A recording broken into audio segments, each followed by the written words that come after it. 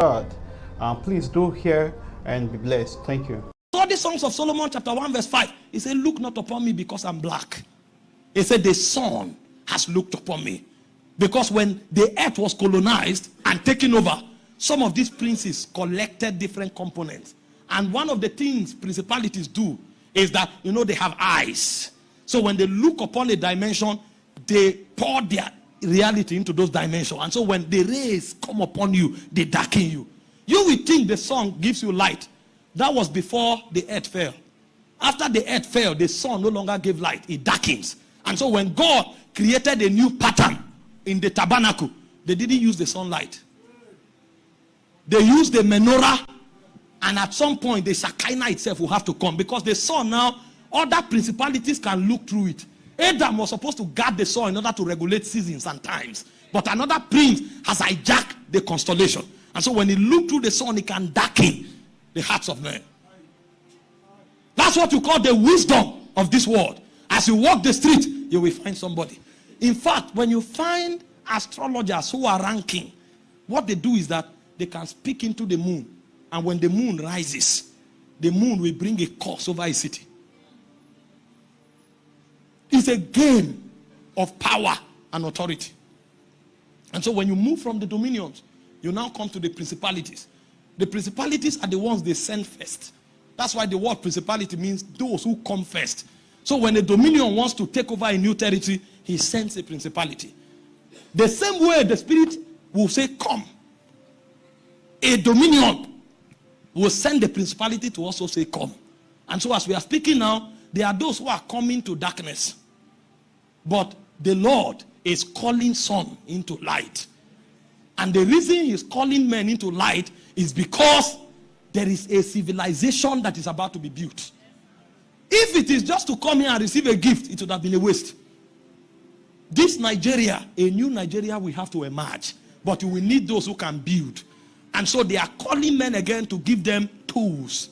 And as I round up, I will show you how civilizations are built. Because when we come and we are commissioned, we will go out in 3 orders. The first will be prophets. Because Moses went to Egypt first. And then the second will be priests. Because the priests are the ones that create the commonwealth. They guard the mercy seat. And then the third are kings. That's how you shape a civilization. But before you become a prophet, a priest, and a king, you must be summoned.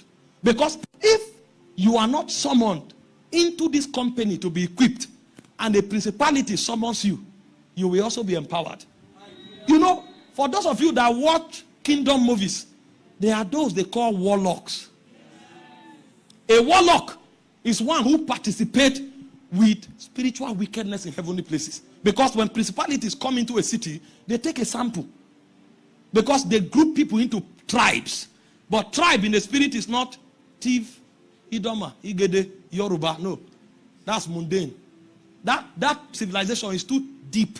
That one you are talking is from Babel. That type of tribe is for division. The kind of tribe you are talking about here is a conglomeration to form cities. And so when principalities come, they will check your spiritual texture. If you are prophetic, it means you can pick signals in the spirit. You are in a tribe. And when you check, those of you who speak that language, one of your greatest weakness will be lust and immorality. And so what the principality will do is that he will show you pictures. All of that is to summon. Because the summon is an inaudible sound, but you will hear it, you that is called. And as I go back to Revelation, you are going to see the people they call. It's not everybody that comes. Because there are 3 kinds of people that come. If you study Revelation 22 verse 17, the first people that come are those who hear. The second people that come are those who test. The third people that come are those who are willing. It's not everybody that comes into the summon. And so when a principality is summoning you, he will check the specificity of your spiritual DNA. And when he finds it, he will use a tool to draw you. So when you draw and you come, they now equip you and send you as a warlock so that you can shape a city. That's why you have one man. He opens a brothel. And in that one brothel, 1,000 virgins are disflowered. He has done his job. And when those virgins are disflowered, he sends them into the city. And they enter the city to break homes and to send diseases into the city. And you will not know. You think it's by wearing a tie and preaching a sound sermon. No. They are functionaries being recruited, sent to create corruption in the city. And so because it is the way of God that is being mimicked in darkness, God is still in the business of calling men. And so when God begins to summon, the first thing that happens is that they are looking for a particular kind of people. And the first set of people he's looking for are those who hear. Because when he created you with those faculties.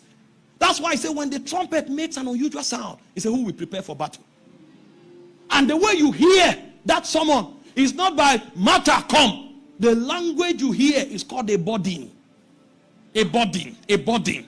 A burden is louder than a shout. And so when the spirit and the bride begins to call, in the days of summon, you will discover that certain kinds of men will become restless. Even they will not know why. They will wake up and say, no. Why is there corruption in this city? The question you are asking is a summon. Some will rise up and say, no. Why is there corruption in the church? It's a summon. Because the ancients have gathered beyond the stars. They are looking for messengers that they will send to colonize again. And so Moses was in Egypt. For many years, he wasn't bothered. The queens, the princesses, and the maidens were bathing him and pampering him. And he loved the ways of Egypt. Because, who wouldn't love such pleasure? In the civilization where everybody is struggling, you just come to the river, you stand, they shower you, wash you, clean you up. And when they are done, you walk up, you sit at the king's table, and you eat a good meal. And you stroll around the city. One of such days, he was strolling around, and a burden hit him. He didn't know what happened. He was just going around to survey how Israel were manipulated, marginalized, as usual. And then while he was yet walking, a burden fell upon him. He heard a sound. And from that day, he lost his peace. But he didn't know that that burden is not for activity. Because most times, when we don't understand summons, when a burden comes, we enter activity. When Moses saw Pharaoh, fear gripped his heart. He now discovered that a burden is not a call to activity. It's a call to the monarch. Because in Mark chapter 3, verse 14, he said he called them to be with him. You will come first. If you don't come to be with and you send yourself, your head will be cut off. Because a burden is a summon. And so when convergences like this begin to happen, the first sign that you are part of the feast is that a burden will bring you there. When you look at it and you see it, you will know that this thing happening, there is a summon in the spirit. There are many people that their burden now is to see how they can deal with issues of poverty. There are many people that their burden is to see how they can deal with issues of unrighteousness. Those are sounds of trumpets in the spirit. The spirit is beckoning upon you. And when you hear that, it's not time to take action. It is time to seek him. Because the people they call are those who hear. And the way you hear is by the language of a burden. I don't know if you've had a burden before. Some years ago, a burden came upon me. So strong. I was a very young man.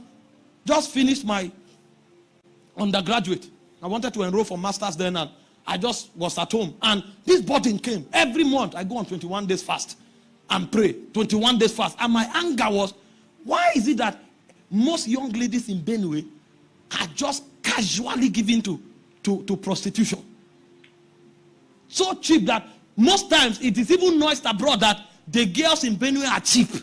That with 2,000 naira you can just get somebody. I say, what kind? How then will young prophets get married?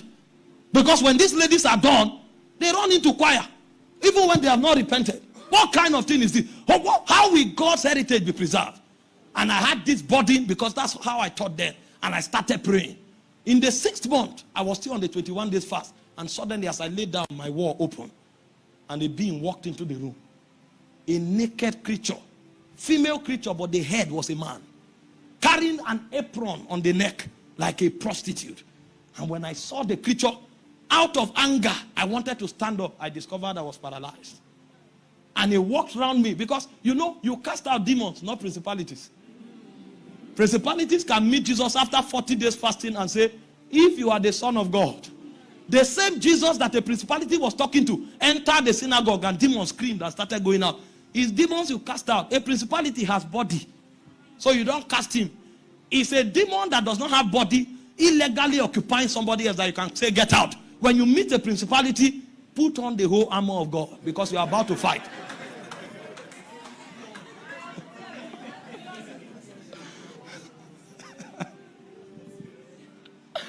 Are we together? And so this creature walked into the room. I tried to get up. I was paralyzed and he sat on me. Immediately my spirit began to scan. And I remembered, they that call the name of the Lord, they shall be saved. And I said, Jesus, save me. And light came and dematerialized that spirit. That was when I knew the foundation of fornication and prostitution in Benue. It was a principality summoning people. It wasn't just what young girls do. It was a civilization. An atmosphere was opened over the city. And so I knew that warriors needed to rise as gatekeepers to shut the door. Because that's the technology in the spirit. So the burden that was put upon me was so that me too, I will rise as a voice. And in the day of my stature, I will be able to speak from the heavens and say, let this gate be shut. But I didn't know. I started praying and attacking things. It was not time to attack. It was time to journey back to Horeb, the mountain of God. Because when Moses had that body, he thought he would kill all the Egyptians. No, that was not the time to kill. That was the time to find the mountains of God. And the Bible said, Moses in Exodus chapter 3 verse 1, he said he was keeping the sheep of his father-in-law, Jethro, until he came to Horeb, the mountain of God. The whole technology of burden is to bring you to the mountain of God. If you have not arrived at the mountain of God, it means you didn't hear correctly. Because it is on that mountain that the second protocol will be activated. So the first set of people that respond to the call of the bride are those who are called burden bearers. They hear something. That thing they hear becomes a weight in their heart. God shares his anger. He shares his desire with them. And they carry it upon their shoulders like weight. And they nurture it until that weight brings them to the presence. The second set of people that hear this sound are those who thirst. These ones don't necessarily have a burden, but they desire to see again the glory and the power. David said in Psalm 63 verse 1 and 2, he said, early will I seek thee. Early in the morning when others are sleeping, he said, me, I want to seek you.